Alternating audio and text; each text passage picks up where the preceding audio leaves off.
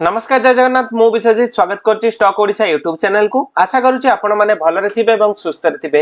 एई video माध्यम रे आमे गतकाली पई 2 जून पई एक निफ्टी रो एनालिसिस करिबा, मार्केट प्रेडिक्शन करिबा कि काली मार्केट किपरि भाबरे रिएक्ट करि पारे। तो जदि हमर प्रीवियस वीडियो आपण माने देखिथिबे तो मु आपण को गोटे एनालिसिस करिकि देखैथिली जे कि सेही एनालिसिस किपरि भाबरे आजि परफेक्टली वर्क करिछि से ताहार क्लारिटी मु आपन को देबी एवं नेक्स्ट डे पई आपनकर किपरि प्लान रहइबो मार्केट रे आउटलुक रहइबो ता प्रति मध्ये आमे आलोचना करिबा। वीडियोटी को ध्यान देकी देखंतु। जदि हम चैनल रे नुआ थिबे सब्सक्राइब करबा को भूलिबे नै। तो चलंतु वीडियोटी को मु आरंभ करूची। प्रथमे एटा होउची 30 मिनिट रो निफ्टी 50 रो चार्ट। तो आपण माने आजि मार्केट क्लोजिंग देइची 23379 बा 80 लेवल रे मार्केट आज क्लोज देइछि। गतकाली मार्केट जे सपोर्ट रे क्लोज देइथिला मु आपन को कहिथिली जे कि मार्केट रे एठार किछि बाउंस एक्सपेक्ट करा जाउछि। एग्जैक्टली मार्केट आज गैप अप खोली की किछि टाइम ऊपर को रही की फास्ट 30 मिनिट रो कैंडल एक शूटिंग स्टार रो कैंडल ले क्लोज होला।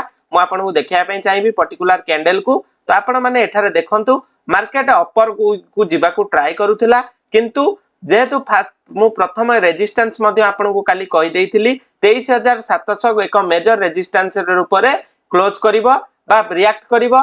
तेनु करी प्रथमे मार्केट ट्राई करिथिला 23700 को ब्रेक करिया पई किंतु अनफॉर्चूनेटली से ब्रेक करि पालानी। सेलर पुनर्बार एक्टिवेटेड हे गले सेही कारणरो मार्केट रे पैनिक सेलिंग देखिबा को मिलिला।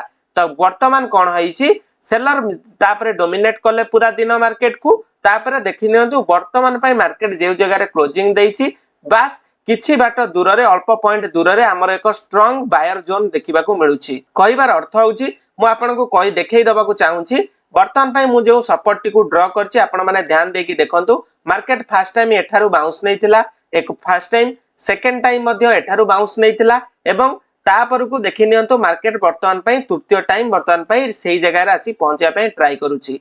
कोन हुए ना मार्केट मध्ये थर्ड टाइम एठारू सपोर्ट नैबो बोली आशा करा जाय किंतु फोर्थ टाइम जदि एई सिनारियो होइतांता तो मार्केट निश्चित भाबरे आकु ब्रेक कर देइतांता। जदिओ मार्केट काली ए जगह रे आसे एवं किछि टाइम जदि मार्केट रो तीनटा कंडीशन होई पारे आसंता काली पई आइदर मार्केट गैप अप खोली पारे, आइदर गैप डाउन खोली पारे, नले फ्लैट खोली पारे। जदि प्रथमे हमें आलोचना करिबा जदि मार्केट फ्लैट ओपनिंग दिए तो हमर भूमिका बा हमर स्ट्रेटजी कोन रहइबो।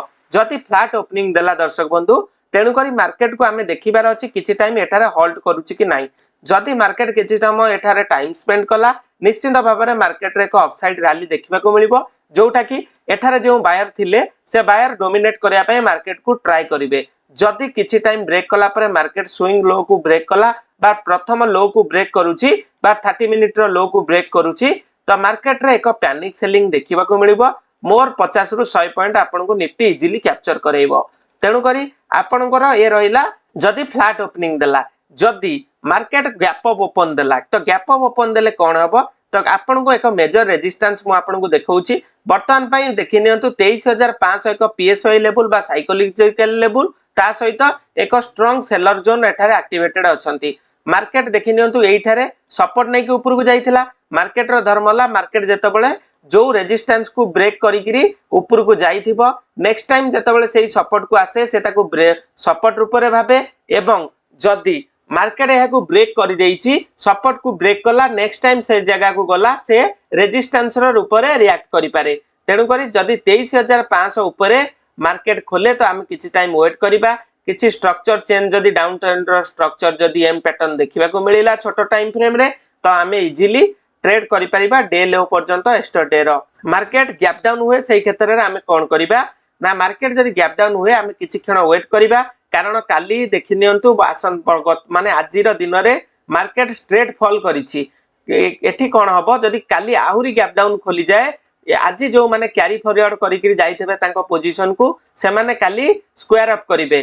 जदि स्क्वायर अप करले मार्केट रे को पुल बैक एक्सपेक्ट करा जाउछि फॉर द टारगेट ऑफ 23300 रु नै कि 23380 पर्यंत एक स्ट्रांग सेलर जोन रहइबो। मार्केट जदि गैप डाउन खोली के ऊपर को जाउछि आमे पुनर्बार एक्सपेक्ट करि परिबा एक नुवा लो रो। तो मार्केट रो भी धर्म होउछि आपनकर लोअर हाई फॉर्मेशन रे मार्केट डाउन ट्रेंड को जाए। तेनु करी आज देखंतु वर्तमान पई एटा थिला हाई तापरे वर्तमान पई एक लो लागिला लोअर हाई पुनर्बार एटा एक लोअर हाई वर्तमान पई मार्केट पुनर्बार एक नुवा लो लगेछि। एक्सपेक्ट करा जाउछि पुनर्बार एक पुल बैक करा ଯାକି आपणकर 23,500 पर्यंत पुनर्बार जदि 23,500 पर्यंत जाए तो मार्केट को पुनर्बार सेलर डोमिनेट करिया को ट्राई करिवे मार्केट डाउन ट्रेंड को आसी परिबो एवं वर्तमान भाई मार्केट मु आपन को कहि दउची डाउन ट्रेंड रे कंप्लीटली चलीछि तेणु करी देखि नियंतु एक मेजर बुलिश ट्रेंड लाइन हमर ब्रेक हे जाईछि तेणु करी आमे वर्तमान भाई काली पाई हमर प्लान मु तीनटा ट्रैक आपन को कहली आईडिया देली सेही आईडिया रे आपण माने ट्रेड नै परिबे आशा करूची एमती का नुआ नुआ वीडियो रे आपण माने नूतन नूतन एनालिसिस शिखिबा को चाहिबे आपनकर कोन डाउट रहउछु मते कमेंट सेक्शन रे जणैले मु सेही रिगार्डिंग वीडियो बनैबी रहउची जय जगन्नाथ।